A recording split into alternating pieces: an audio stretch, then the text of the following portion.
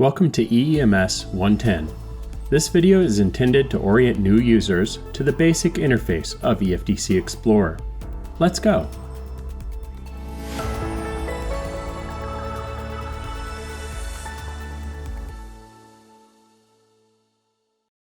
The main form in EE is the first thing you will see after launching EFDC Explorer.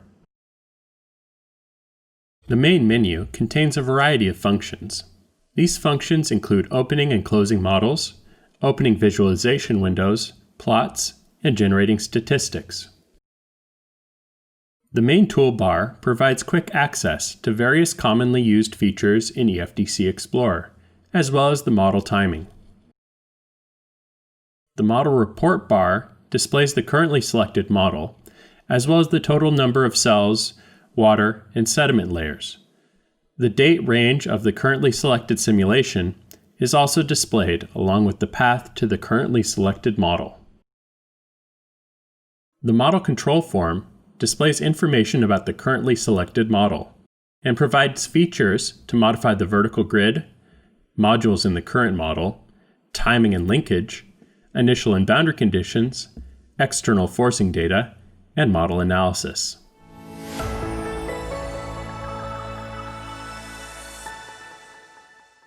There are three ways to load a model in EFDC Explorer: using the file dialog, drag and drop, or by double-clicking on a file with a .ee extension.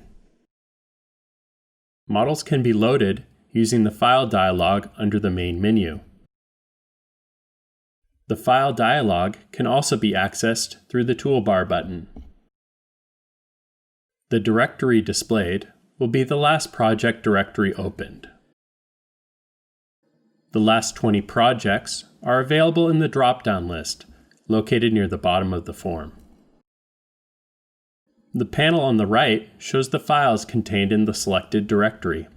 For open operations, the efdc.imp file must exist in the directory. If EE is already loaded, users can load a new EFDC project using Windows Explorer.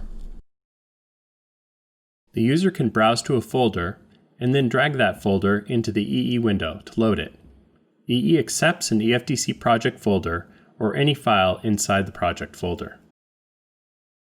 During EE installation, the file extension .ee was associated with the EFDC Explorer application. Therefore, the user can start a new instance of EE by double-clicking on any file with the .ee extension. EFDC Explorer will start and then load the EFDC project contained in the same folder as the .ee file that was double-clicked on.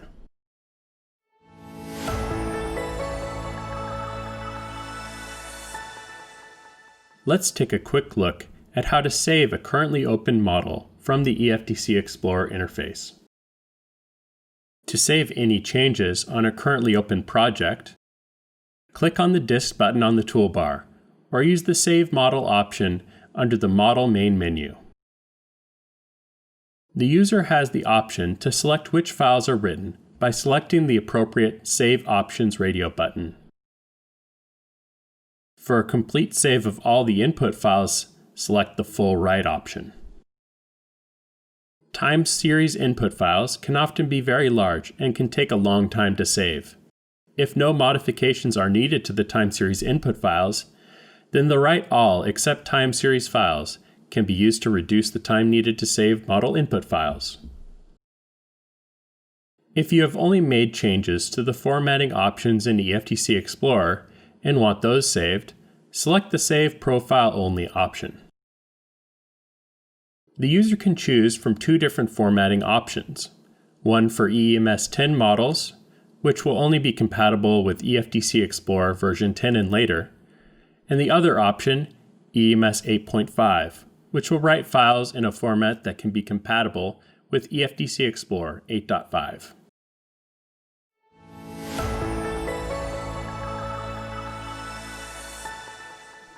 Let's take a closer look at the model control form. EE10 primarily revolves around the model control form.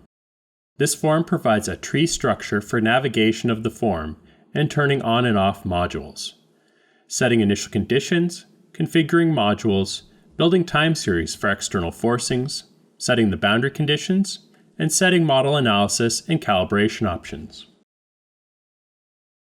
In each part of the model control form, information is reported on the right by left-clicking on different items. A right click displays options for editing the settings, initial conditions, or time series.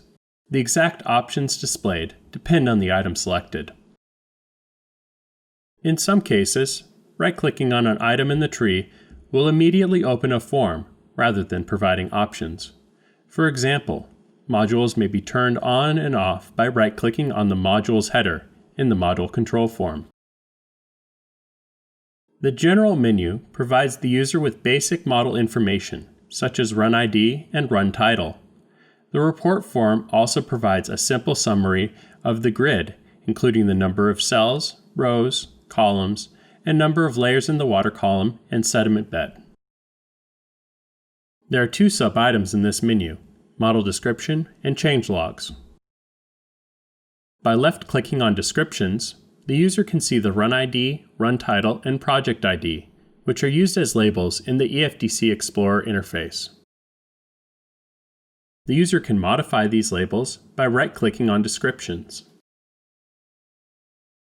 The Change Logs feature provides a readily accessible free-form notepad to record changes and notes concerning each run.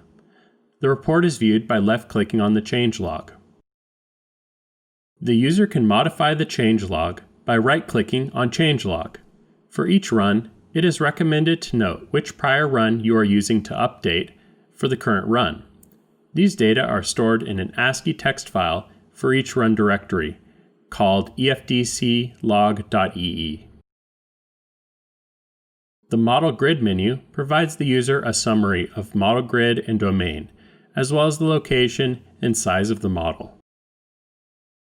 There are two sub-menu items in this section: Grid and Layers. Left-clicking on the Grid menu provides the user details of the grid and cell dimensions, as well as the summary of both bottom elevation, water surface, and depth. Left-clicking on the Layer submenu summarizes the vertical layering in the grid. Right-clicking on the Layer submenu provides the options to configure the vertical layering system.